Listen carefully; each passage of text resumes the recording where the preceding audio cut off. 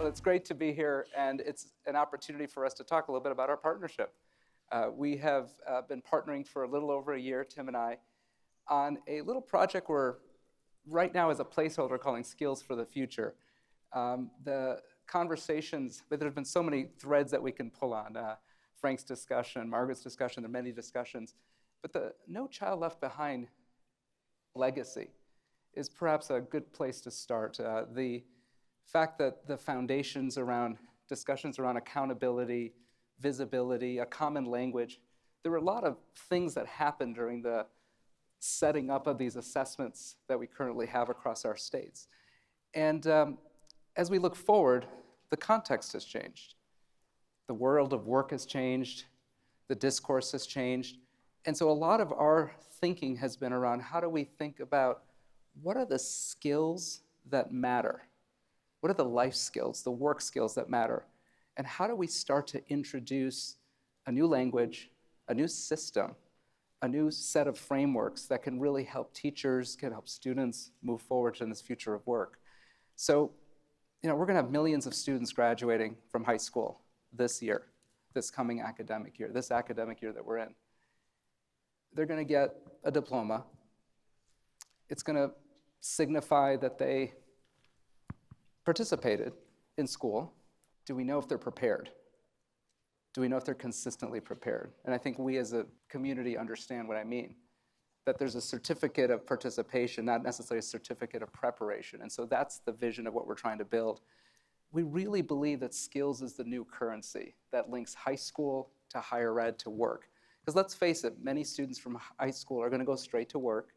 Many students will go into higher ed, whether it's community college, a technical institute, traditional four-year college, et cetera, et cetera. And so the opportunity for us is to start to really talk about what are those skills that matter and how we're gonna measure those. Because as Margaret said, that's what it's about, right? We've gotta measure what matters. And if we believe that the skills of the future are things like communication, collaboration, critical thinking, as Frank mentioned, how do we measure those consistently, accurately as the next phase, if you will, of setting up new measurements? So that's a little bit of what we're looking at, and ETS is evolving. I've been in my role about 2 years now. We're historically known for the standardized testing guys. We did about 50 million assessments each year, but we're now rapidly moving the entire organization towards skill-based assessments. So that's a little bit of a tee up for this conversation. Tim, I'll turn it over to you and So open it up. Amit knows this. Carnegie founded ETS 75 years ago, so I'm actually his parent. So Thanks, Dad. in all seriousness, it's actually a real pleasure to be partnered with you to reimagine what assessment is for this next century. And part of the reason I say that is because, as many of you know, Carnegie brought the basic architecture of high school to the table, which stuck in the form of the credit hour. And ETS brought the machinery of standardized testing to the table. And I think it's actually our partial responsibility to, as legacy institutions, to interrupt it and interrupt some of the past practice. So the skills idea is fascinating to me because it's not new. Everybody, since I was in this, began in this field, we had 21st century skills, and then the 21st century came, and we had to call them something else, so we called them soft skills. I don't know why. Then we called them non-cognitive skills, which was ironic because everything is cognitive. and then now they're durable, or we call them skills for the future. But employers have been saying to us for a long time, skills matter. We know that. There's two big things that have shifted in my view. Thing one is the unequivocal evidence, empirical evidence, that these skills like critical thinking, curiosity, collaboration, persistence or perseverance, civic engagement, to use the word we don't use anymore, these kinds of skills are predictive of success in not just in school, but in work and in life. So they're really, really important. The second thing that's shifted, in my view, is that the demand for them is extraordinarily high. one of the things we did in partnership with ETS is we looked at all of these things called portraits of a graduate or portraits of a learner. Do you know about these things? They're like a pandemic unto themselves. Everybody has one. But what they really are their stakeholders, teachers and parents and principals and business people, stakeholders in schools around the nation who've said, what do we want our young people to turn into? And we looked at them all of the ones we could get our hands on, and there's like an invisible American consensus about the core purposes of schooling, which I think resonates with some of the things we've talked about this morning, that we want these things. We want kids to be curious, to be creative, to be collaborative, to work hard, to communicate effectively in lots of different media. And so that, to me, is the essence of what we're trying to say. It's not that algebra doesn't matter. We love algebra. We love the science of reading. And there's a set of other things that our schools need to pay attention to, and many of them do, that we need to measure and hold as dear as we do algebra.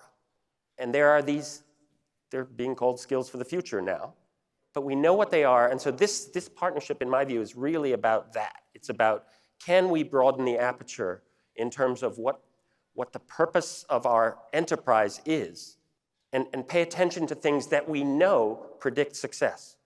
That seems like a pretty sensible thing to do.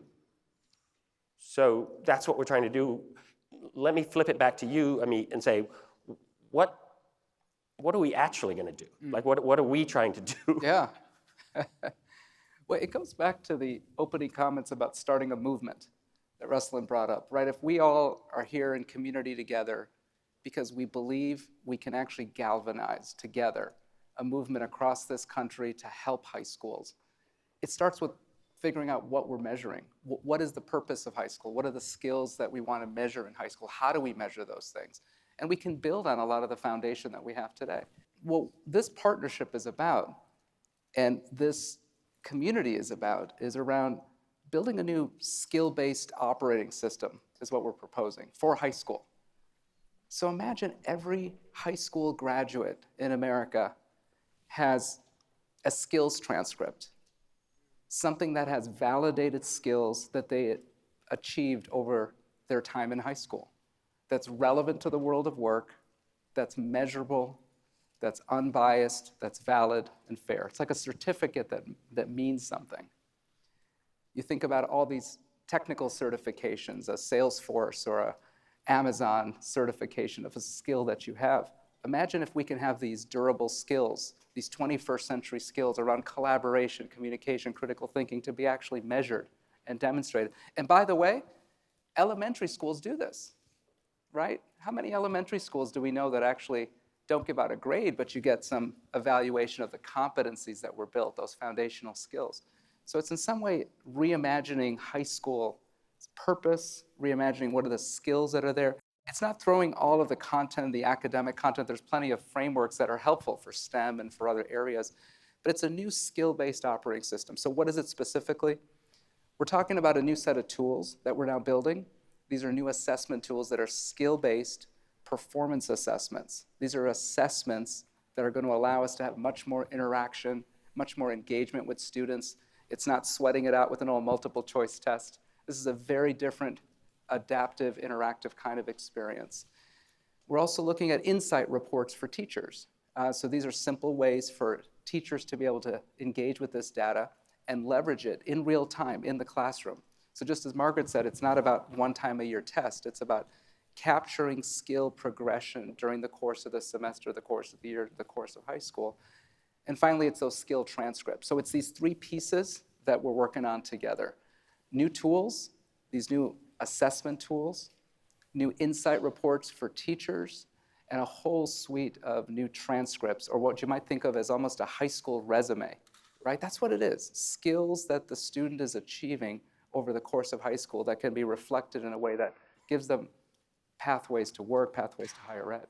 So I would put three things on the list. In addition, I would say for this next era in terms of assessment, being able to leverage authentic student work as instrumental to the assessment is going to be key.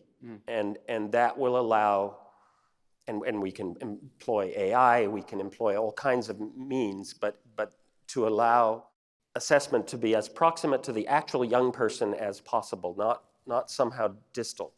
So not grinding schools to a halt for 2 weeks in May to assess them. That should go away soon. The second thing I think that is key is that we know we learn everywhere. We know we do.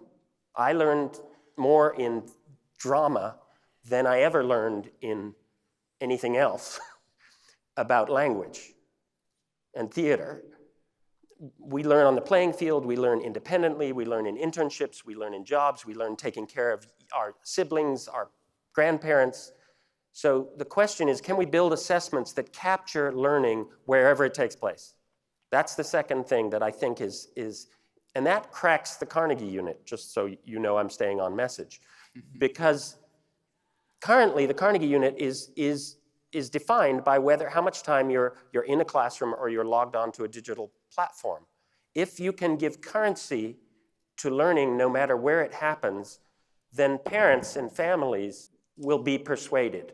If that currency is legible to the post-secondary sector and to employers. So figuring out how to assess learning no matter where it happens is key. And the third thing I'd say, this is just assessment, yes, it can be about accountability, but ultimately assessment is about measuring for growth. And that's I think, as I think about the essence of what we're trying to do, it's about, can we move assessment for our nation so it's genuinely an enterprise, and this includes the largest assessment company on earth that is sitting next to me, though it doesn't look like it. Can we move assessment to the stage where it's legitimately about growth and improvement? That's a great point, because to do assessments well needs science. When you're putting out a test question and you're gathering feedback and giving someone a grade based on that, there's potential for bias. There's potential for it not to be relevant to the content. We've all had questions like that, right? From teachers and professors in the past where you're like, wait a minute, where did this come from? So it's important that we have a science-based or an evidence-based approach to assessments. Because if we are going to really together make this happen, to move towards more and more skill-based approach to high school, have new tools that are starting to reflect that, we have to have rigor. We have to have analytical rigor. And so it's this massive shift that we're doing. And it's not just ETS. Other measurement organizations are seeing this, and we're just part of that whole thing. And to make this happen, we need partners. So we're really excited in our partnership that we have 5 states initially to start with. Launching this February will be the first 5 pilots, where we'll be looking at different use cases of how we can assess skills in high schools. And those states will allow us to gather learning and insights.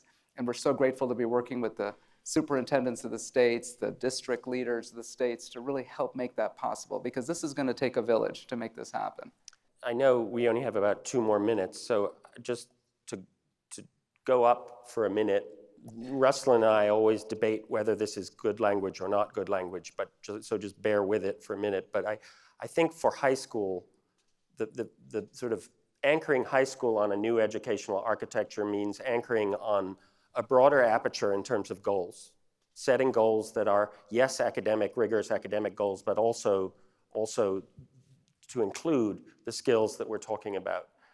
Thing 1. Thing 2, it's building a high school canon, for lack of a better language, or learning experiences that are defined by all the words Frank taught us this morning, that are problem-focused, that are about critical thinking, that are not experiential, apparently, that are engaging and rigorous and meaningful for young people.